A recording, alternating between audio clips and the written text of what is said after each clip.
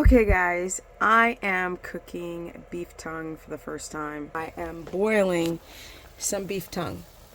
Now I've never made it before. I heard you're supposed to boil it because it can be quite tough. And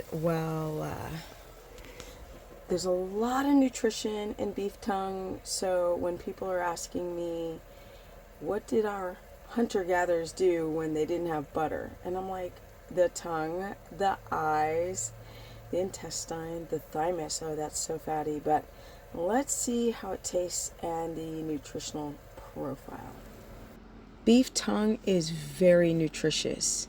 It's got zinc, it's got B12, it has iron because it's coming from red meat, it's got omega-3s, it's got collagen, it's got vitamin C, and it tastes amazing. Oh, we're getting into it today. We're cooking some beef tongue because I've had it for a while and I'm like, girl, let's get it cracking. What's interesting is the fat profile. It's very, very, very high. Most people will cook their beef tongue and then mince it, grind it up, and mix it with their burger. And it's supposed to make your hamburgers taste really juicy. But there's a lot of B12. There's a lot of potassium per 100 grams, which is around 4 ounces. Now, I cut it up. I wish literally I had the beef tongue before, but I didn't think about doing this video until now. But I boiled it for about, I don't know, an hour. It's kind of weird because I got horses. So you can kind of see the end of the tongue. But it's supposed to be delicious. I actually took a bite of it, like a little piece of it. And it's quite tender.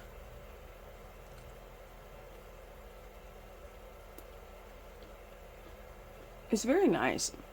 To be honest, it just tastes like beef. Just tastes like a steak.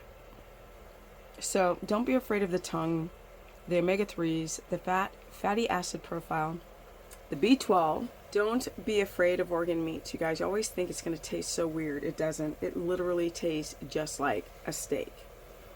It is fatty. It's got a ton of potassium in it.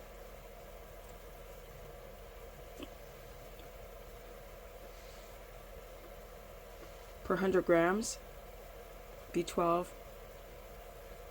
potassium, high in fat, omega-3s. Just looks like beef. So don't be afraid to try organ meats, especially the tongue for those who need a way to get in more fat. Unfortunately, I probably cooked the last bit of it too long because the water was towards the top and I wanted to use the water for potassium as a broth. Y'all need to make meat broth and not bone broth. I'm going to do a whole video on the problems with bone broth and do the positive things outweigh the negative? I don't think so, especially for you histamine latent people. But yeah, I'm still going to take what's left in here and make a nice little hot drink soup out of it and get a lot of potassium because it's liberated into the water. So it's pretty cool. So crazy how little it cooked down once I boiled it.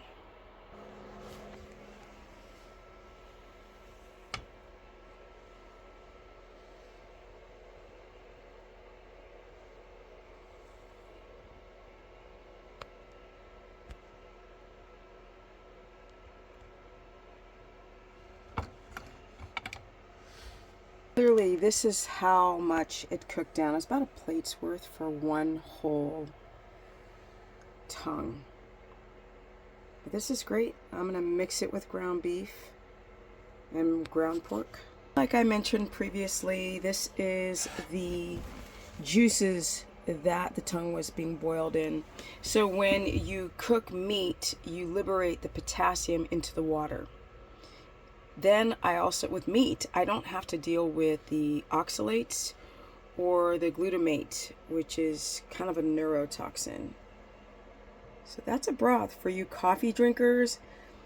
Add some fat to that. Look how fatty it is without any fat added, but that's how you get your hot drink in.